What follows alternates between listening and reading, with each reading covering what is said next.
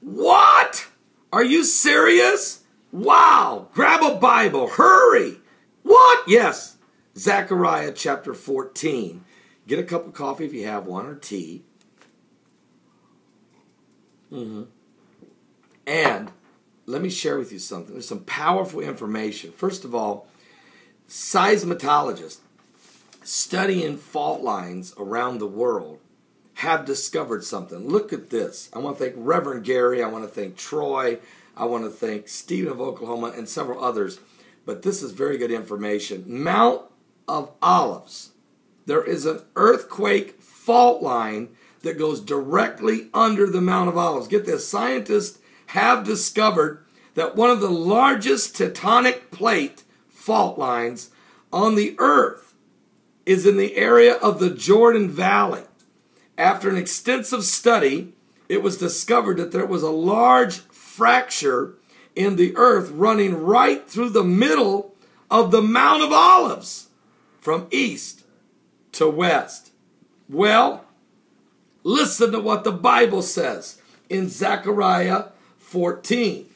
Behold, this is 3,000 years ago, before anybody could figure out what a seismologist was. They didn't know what a cardiologist was. They didn't know what an ophthalmologist was. They definitely couldn't figure out a fault line was underneath the Mount of Olives. But listen to this. Zechariah prophesied it as the Spirit of the Lord moved upon him. He says, Behold, the day of the Lord cometh, and thy spoil shall be divided in the midst of thee.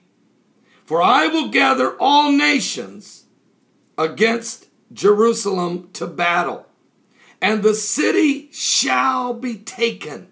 Now you're going to say, well, Pastor, this has already happened. No, it hasn't. Hang on. I know that Jerusalem has been taken about 14 different times in history, whether it be the Turks, the Babylonian Empire, the Roman Empire, the Ottoman Empire, the Crusaders. Back and forth, back and forth. But listen to this. For I will gather all nations against Jerusalem to battle, and the city shall be taken, and the houses rifled, and the women ravished, and half of the city shall go forth into captivity, and the residue of the people shall not be cut off from the city.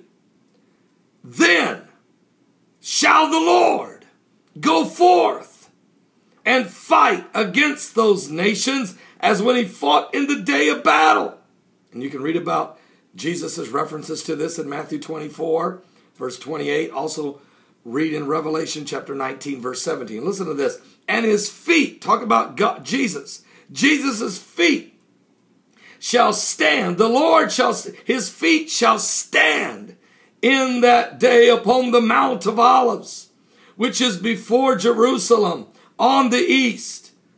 And the Mount of Olives shall cleave in the midst thereof toward the east and toward the west, which is where that fault line is. Get this.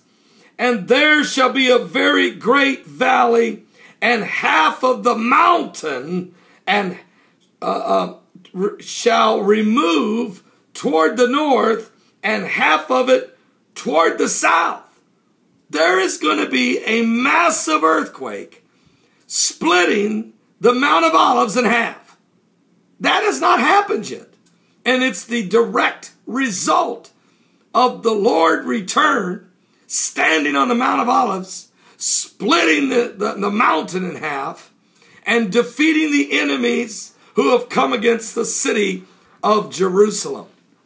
Folks, and I'm going to be in Jerusalem, Lord willing, in just a few days, and I will go to the Mount of Olives. I will stand there and look across the valley toward the beautiful gate, or what's known as the Eastern Gate. And I'll stand there and begin to teach and preach from this very spot, trying to help people understand just how close things are getting. Well, you have scientists now that are saying, and I remember when I was at the Mount of Olives back in 1996, I remember standing there looking at the beautiful holy city thinking, dear Lord, he's coming. But folks, let me tell you, 17 years later, I'm going back, I realize just how much closer we are to the coming King. Are you serious? What? Are you saved? Scientists now have identified the fact that one of the largest tectonic plate fault lines in the world goes right underneath the Mount of Olives. Wow. Biblical prophecies taking place. Now you might say, well, earthquakes are not something I'm too worried about. I don't see where that's important. Jesus mentions earthquakes as one of the signs of his coming in the end of the world in Matthew 24. And it's all through Revelation. It's all through the Bible. Earthquakes are used. And speaking of earthquakes, today, in the last 24 hours, I want to thank you, Troy, of North Carolina, for getting this report to me. There's been a 4.3 earthquake in Indonesia, a 5.8 in the Fiji Islands, a 4.5 Indonesia, 4.6 Indonesia, 4.7 Indonesia, 3.7 California, 4.7 Solomon Islands, 5.1 Solomon Islands, 4.4 Iran, 4.7 Japan, 4.6 the Fiji Islands again, 4.5 Alaska, 4.4 Burma, 4.9 Thailand, 5.1 Indonesia again, 4.0 New Zealand, 4.6 the Fiji Islands, 4.8 Russia, and several other smaller quakes that would be under 4.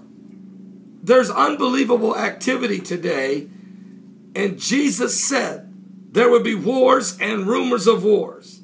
He said there would be false Christs shall rise and shall deceive many.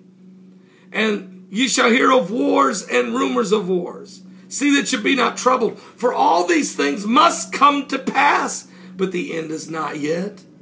For nation shall rise against nation, kingdom against kingdom, and there shall be famines and pestilence and earthquakes in divers places. And all of these are the beginning of sorrow. And then many Christians are going to be persecuted. Well, let me share with you just a few persecutions in the last, I could go on, but I'll start right here. Back on March the 23rd in Egypt, the Muslim Brotherhood cadres abducted a Christian and took him into a mosque and brutally tortured him.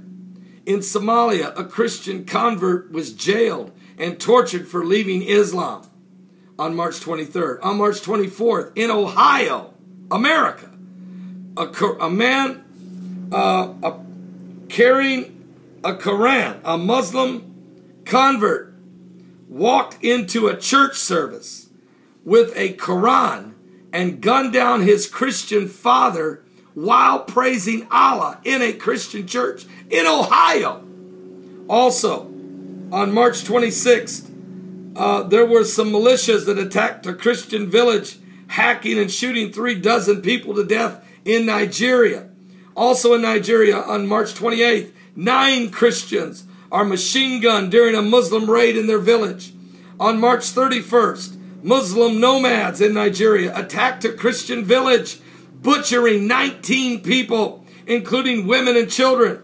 April 3rd, in Pakistan, 18 Christians are injured by a Muslim mob, whipped into a frenzy by a Muslim cleric. April 3rd, Tanzania, 2 Christians are murdered by Muslim extremists for selling non-sacrificed to Islam meat. April 4th, Pakistan, a 20-year-old Christian is shot in the head by Muslims, calling their religion supreme. April 6th, Egypt, angry Muslims torch a church and kill 7 Christians. April 7th, Egypt, Muslim radicals attack a group of mourners leaving a church, killing 1. April 9th, Nigeria, Islamists shoot 3 people in the head, Christians, including a pastor's son. April 10th, India, 2 children, 5 women are among 9 Christians attacked Are you serious? It just goes on and on and on and on. We're living in the last days. Give your life to Jesus Christ. Be saved. Be saved. Be saved.